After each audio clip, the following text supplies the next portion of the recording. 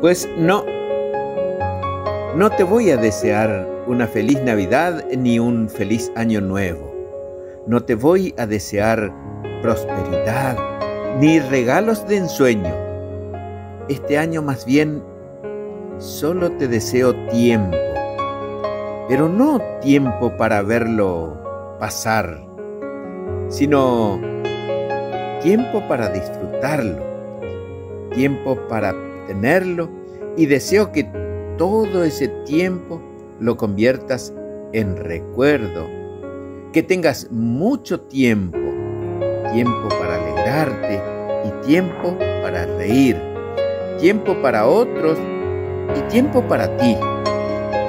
Deseo que tengas tiempo para contemplar el cielo, para crecer, para madurar, para alcanzar tus sueños. Te deseo mucho tiempo para hablar, para pensar, para poder decidir. Te deseo tiempo para perdonar, tiempo para amar.